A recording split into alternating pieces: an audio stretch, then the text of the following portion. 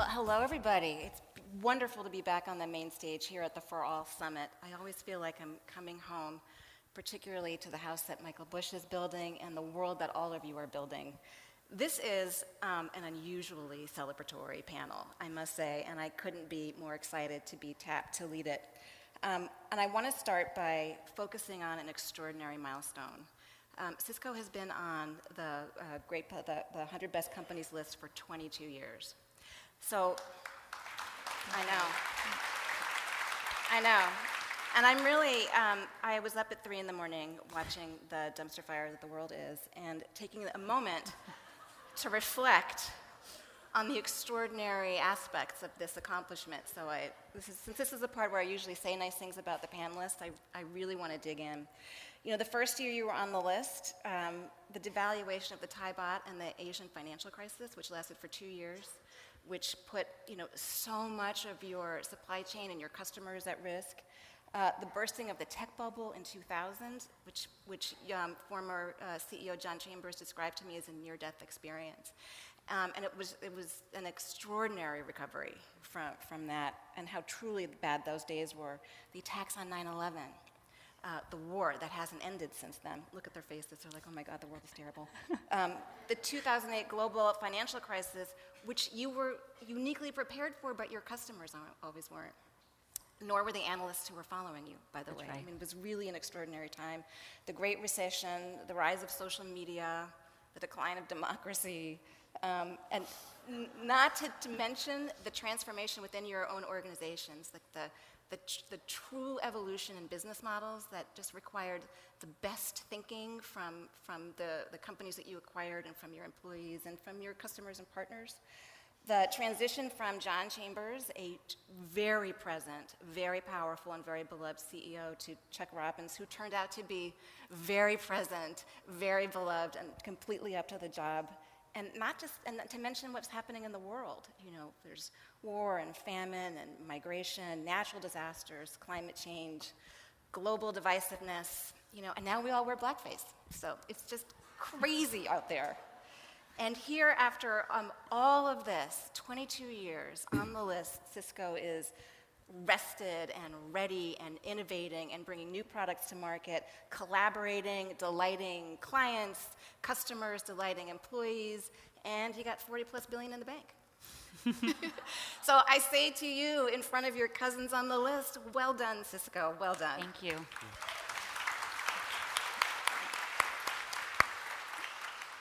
So before we talk about what you do and how you're doing it, I thought we'd just have you just introduce yourselves a little bit and just talk a little bit about what you're working on today. I'm going to go right down the line, and Amy, I'm going to start with you because I think of the team we have here. You're the newcomer, relatively, that is true.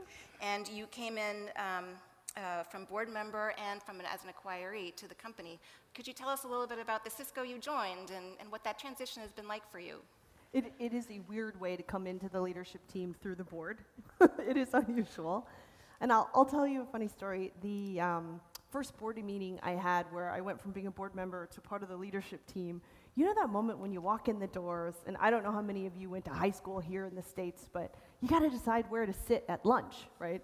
And there's lunch tables. And you walk in, you're kind of looking, and you're thinking, oh, do I sit in my regular seat, or do I go sit over there with the leadership team? And I went and sat with the leadership team, and it was a different feel. And I have to say, some of the questions I had asked in just the prior board meeting, the finger turned right back around, and I had to answer those questions. So it was quite an experience. And the reason I came, a big part of the reason is these three people sitting right here on stage. But I had the chance for 2 years to get to know our CEO, to get to know this leadership team, and to get to know the integrity and to get to know the courage there. And I felt like I knew enough about the culture to know I wanted to be part of it. So tell us a little bit about cognitive collaboration and what you're working on with the collaboration group. I would love to, and I'll keep it short, I promise. We'll come back to it. So basically, if you think about what collaboration should actually do, if two people are thousands of miles away from each other, it should actually feel like they're right there in the room next to each other. The technology has advanced to the point where we can actually create that. And you know those few moments of stress before every meeting when you're thinking to yourself, do I have to dial in? What system do I need to use? How many numbers am I going to need to press? I'm driving. I can't dial right now.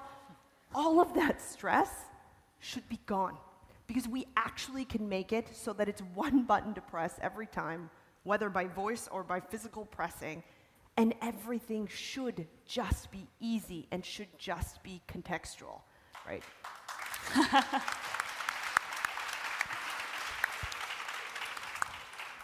So we're putting our money where our mouth is and actually moving in that direction, which takes integrations with other providers like Apple, native calendar integration, but it takes intelligence and context because if you're going to be sitting down with someone, wouldn't you like to know more about them and their headspace before you walk in with them? Those are all pieces that are part of cognitive collaboration. I'm really interested in digging into that, but Irving, I want to get you in the mix here too. Sure. You are really in the thick of the middle of the people business, aren't you? Yes. You have a big operation, and I know that not only are you making sure that no one's left behind in terms of skills and training, but that you're responsible for transitioning the business too. I was wondering if you could just shape that out a little bit for us and what you're working on. Sure, and I think you touched on it in your opening, right? Obviously, both the world and Cisco has been through a lot of transition and transformation over the last 3.5 decades we've been around, but probably more so over the last 3 years, we've probably gone through as much change as we've done over the last 3 decades. Wow. A lot of it's really around the pivot that we are making from being predominantly hardware-centric to having a much more balanced towards still a very meaningful hardware business, but having much more of a recurring revenue, software-based business. And as we go through that, what I'm actually working with my colleagues on is really retooling and replumbing the entire foundation of the company. And as we go through that, it's not only about technology. A big piece of that is how do we transform our people as well, both in terms of not only skills and capabilities, but also mindset as well. And I think the one thing that's really held us together and kept us very true in terms of where we need to go is the culture that we've laid out for the company. So despite all the changes that we have had to go through and the sort of very rapid transformations, is that culture that's really held the company together and kept people true to the end state that we need to get to. And if you ask most of the team members that I have that probably are experiencing significant amount of both professional and personal change, why do they stick it out? Because they love the culture of Cisco. Okay, beautiful. So, Frank, one of the things I was startled to learn as I was preparing for this panel is your commitment to radical transparency, which you don't hear from attorneys very much. I was wondering if you could talk a little bit, as from your perch as general counsel, how you think about what information that you're sharing with employees and the boards and how that plays into culture. Sure. I think if you're measuring me against the stereotype of the average corporate lawyer, you've set a really low bar, and I'm grateful for that. Bar's just rolling around on the stage. Let's just have a good time. I think the approach goes back to the kind of culture we have at Cisco that Irving was alluding to. I think historically we've always tried to take the approach of trying to treat all of our stakeholders, our customers, our suppliers, and certainly our whole team the way we'd want to be treated ourselves. And when you start that way, you have a lot fewer legal problems. It's true. And that's what we try to do in terms of communication of issues that we see in the company. I think our team expects to know what's going on in the company, what the issues are that we're confronting, and how we're dealing with them. Fran has built an amazing employee relations team that stands up for employees so that people don't have to be afraid to raise issues. And then we share broadly what we're seeing in the company and how we're trying to deal with it. And you build credibility with that, you build a strong culture, and at the end of the day, for my function, it means a lot fewer legal problems. So, but you do specifically share things like employee complaints and how do you track the response that people have when they get that information? Like, how has that changed the way people trust you? Well, we do a lot of outreach all the time. We have tools, and I'm sure Fran will elaborate on this, that allow people every week to report what they love and what they loathe in the company. Strong words, love and loathe, to really get a feeling for what people have. Managers get to see that and respond individually with their own teams, and then at the aggregate level, we get a sense of how employees feel about what the company's doing. We had an interesting situation reporting to our board all the cases that we'd had of different kinds of issues with discrimination, bias of different sorts, complaints about harassment. And you try to be open to what is real. And I had an interesting personal experience there where one of the complaints was someone came forward and had seen a T-shirt that an engineer had posted in his cube that said, blockchains matter. And my reaction was, well, in an engineering humor kind of way. I could see why they thought that was funny, but, big deal. And then I sat down with a member of my staff who happens to be African American, and I was talking about this and saying, we've got to make this list real. We can't just put everything up there. And she said, stop, and think about how a play on Black Lives Matters feels to an employee who has to have the talk with her 12-year-old son about how to behave with the police, and the fact that she worries every day that he could end up getting hurt because of the way things work in our society sometimes. And then decide whether you think that's so funny and we ought to just ignore it. And so the result of that conversation was it did get reported to the board, and we went and dealt with that. And that's the type of open communication you need to have if you're going to solve problems. But when you build that transparency in and say the starting point is going to be that we're going to talk about these things openly, again, far fewer problems down the road. So, Fran, you're in the perfect position to bring this home. I have a million questions, but what is the secret? What is really working? So I think a big part of it, and as I listened to Mark share this story, it's transparency and continuous learning. And Mark shared this story at a company meeting, and when he shared it, it was a big part of the learning that he went through in the conversation. It was the acknowledgement of these real issues that exist.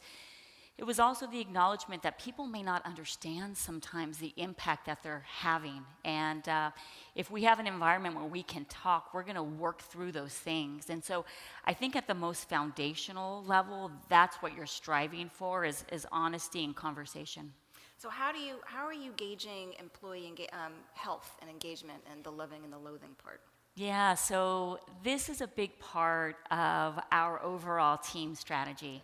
So about 3 years ago, we kind of paused for a moment, and the realization that we had, and I'm sure you feel this way too, is that when you look at your companies, the biggest breakthroughs that you have, they happen on teams. It's not like an individual will own a big breakthrough. There's usually a team behind that. So hold that for a moment, and then if you think about it, your experience at work, it's a lot about your team. It's about your manager. It's who you work with. It's who you see left or right, whether that's virtually or in the room. And so what we decided to do is really go big on teams. And what that meant was that we had to study the teams that we had at Cisco. We learned a lot about what our best teams at Cisco look like.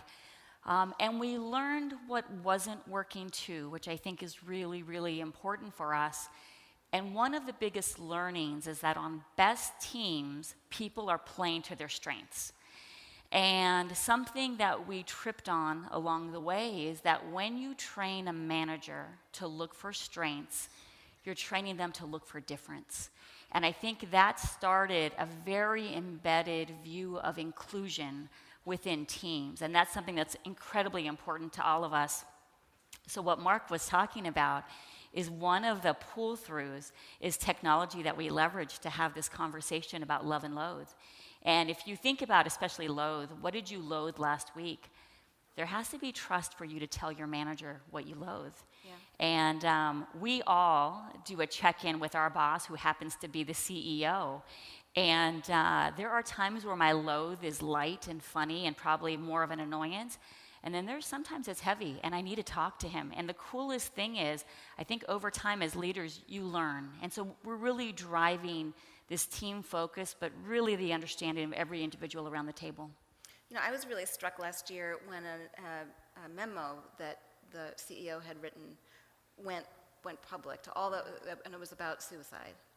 And that to me was such a powerful indication of what he was capable of sharing and the kind of candor he was capable of eliciting from people, just the check-in on their mental health. Could you talk a little bit about that, or what the kind of feedback from that letter was? Yeah, I'll start, but you guys please feel free to jump in. So Chuck sent out the memo after the deaths of Kate Spade and Anthony Bourdain, and I remember we were on a flight, and post their deaths, some of the stats were coming out about how many people suffer from mental health issues. And I remember Chuck said, wow, like how many people at Cisco at this moment are thinking about ending their lives? And it was one of those moments, and even as I talk about it, I just remember there was this theme of caring, and we landed in Florida, and the very next morning he sent out that memo, and it was incredibly heartfelt. I remember in the first memo, I think he said, like, no one needs to go it alone, like we're here and we're a community. We were overwhelmed by the response. I don't think there has been an issue where we received more response from the employee base, and there was such gratitude. But the most amazing thing, and I want to share this because I think for us and the work that we do, it's important. People sent emails with their stories. People wanted to tell us about their own issues or about their parents or their children and what they were worried about. And it started to embed storytelling into our culture quite a bit. So, Amy, can I get you back in here? I want to follow up on the AI conversation, too. I know just from my own reporting how concerned people are about bias in algorithms, and it's not just Skynet becoming sentient. I mean, it's how it touches our lives every day. Yeah. How do you think about that, and how do you see Cisco responding to these obvious concerns? Do you know one of the things I love most about Cisco, right? Tell us everything. There is a real integrity, right? And a real genuine concern for human beings and for the well-being of our users. And so there isn't an ask to cross that line, which I do not feel pressure crossing that line. And I used to run Google Analytics, right? For 8 years, I ran Google Analytics at Google. And we would get asked all the time, obviously, for that data, because it was extremely valuable data to all kinds of parties. And I was always the gatekeeper and the no person for sharing that data, because it was our customers' data. And the respect for that is sacrosanct, right? It cannot be violated, it cannot be abused even once, because the second it is, you lose the privilege and the right to serve customers in that way from here on out. And so it's the same thing for the underpinnings of the data for cognitive collaboration. There are principles we stick to that we will not violate. One of them is we gather publicly available data. So data that is behind logged in kind of experiences, data that is not meant to be public, we do not touch.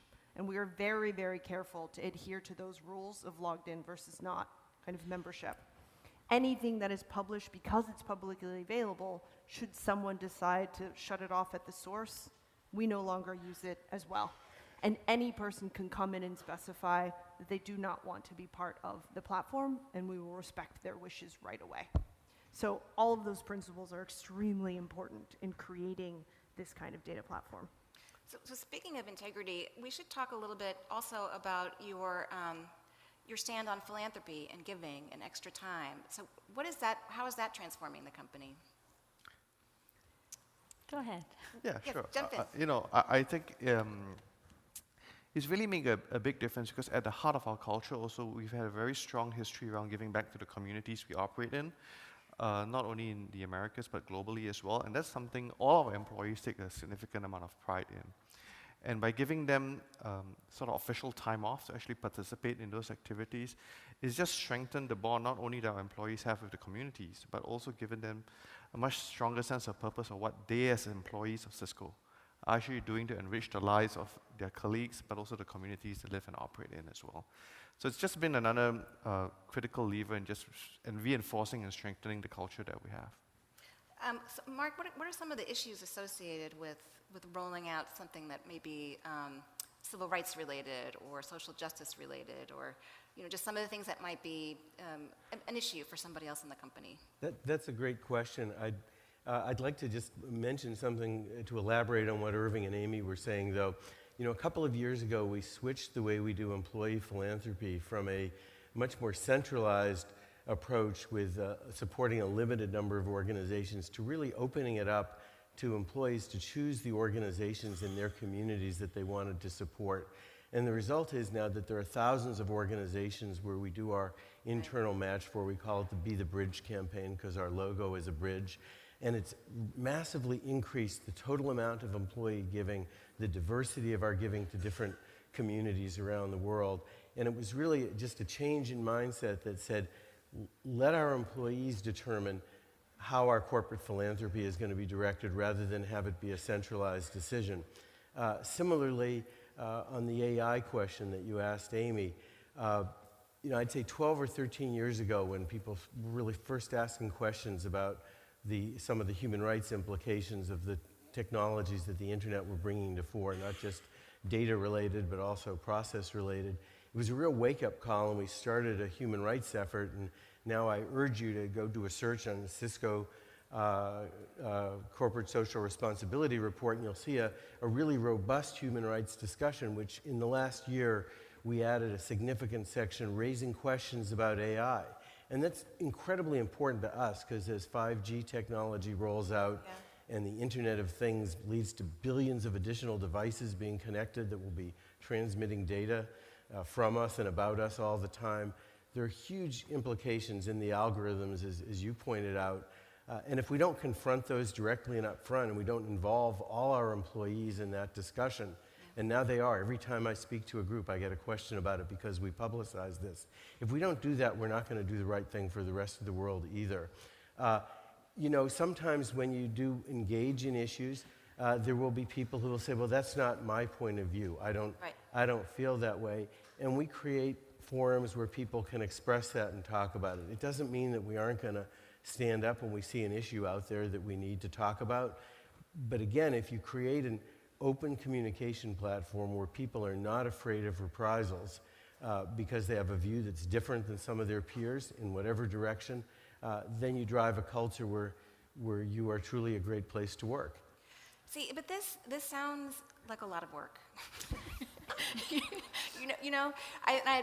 As a business reporter, a longtime business reporter, it doesn't feel like cutting corners when you have a command and control. When you have a person who just said, this is where we're going to go and this is how we're going to do it. This human element seems really hard.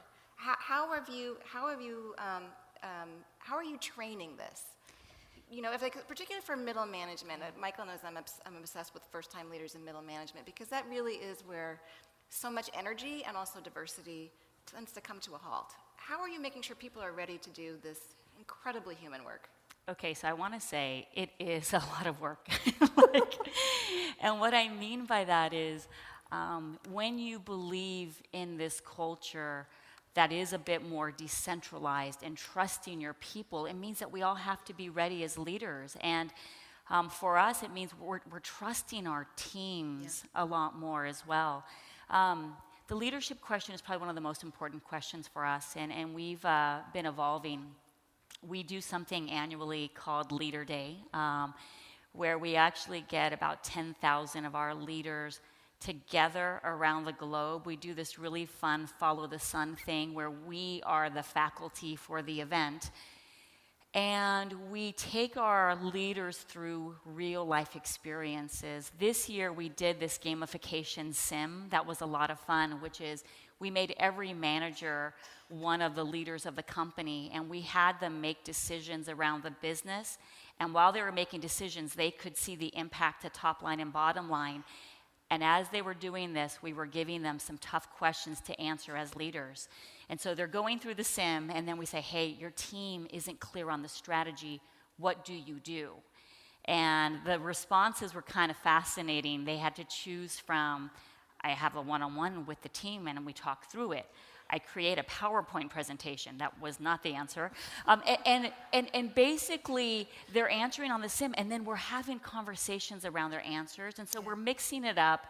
The reason that we do it in one 24-hour period is that means that we take leaders offline for a day across the company, and that's a signal to our leaders that this is important. And I think leaders are always looking for signals around what you really value, and that's just one example of what we do.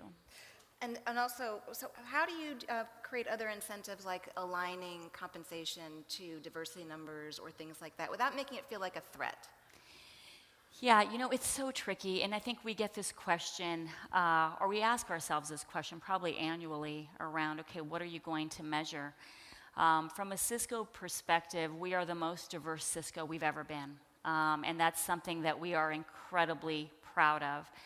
A big part of the shift for us was we had to stop leading with gender, and I know that's a really weird thing to say, but No, it's not. we didn't see progress at Cisco until we started For All, and Michael, this is why I have so much respect for everything that you're doing, because when we said For All, everyone belonged, and everyone felt like they were a priority. It wasn't, well, women first, and then we'll get to the other groups next.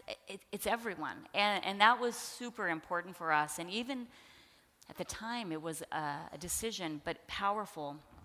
When we were going through the pay parity work, at that time, companies were focused on pay parity from a gender perspective and then some from an underrepresented minority perspective. And we said, no, we want to do it for all. Like that's who we are. And so these are some of the pivots that are important. And so the question for us as leaders is, how are we doing in building For All teams? And so we look at things like, do we have diverse candidates? Do we have a diverse interviewing panel? That is more powerful than you may think as we go through the process. So those are the things that we're measuring. We're going after the actions. So we only have a couple of minutes left, and I just want to hear from everybody as we close. How are you preparing for the Cisco of the next 22 years? Can I actually go back for a second Do to whatever you want. whether this work is hard?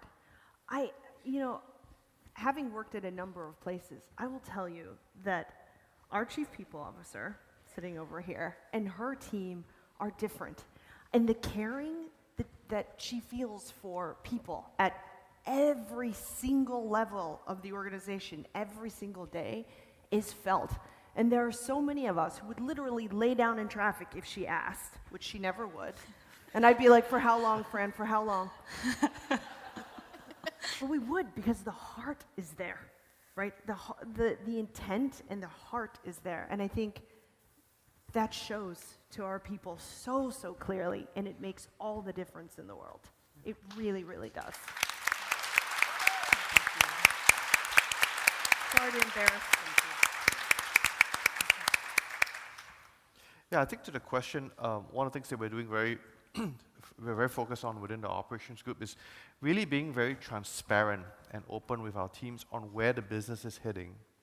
What does that mean to skills and capabilities and roles that we need for the business to be successful going forward? So that employees actually understand what's needed of them, not today, not tomorrow, but what's going to happen 2 years, 3 years down the road. And then we're very focused on having the conversation with them, like, what are your aspirations and how do we help enable you, help you unlearn and relearn what you need to be relevant to the company, to the business, and to society going forward. So that's a big area of focus for us. Yeah. That's where a lot of our energy is going into right now. Mark, I'm going to give you the I would reinforce that and say that, one of the things people look to a legal department to do is to worry about risk. I firmly believe that in a dynamic environment, which we are certainly in, sometimes the riskiest action you can take is no action. So we have a bias toward figuring out what is going to be happening in 6 months, in a year, in 5 years. What do we need to do to be ahead of that, and to do it in a way that's consistent with the culture? And by doing that, we reinvent the team frequently, and we keep looking forward, and that's a mindset that I think makes a huge difference, and frankly, people love it. Well, that's a great place to end. Congratulations. It's been a wonderful ride, and I'm looking forward to the next 22 years of Cisco excellence. Thank you, everybody. Thank you.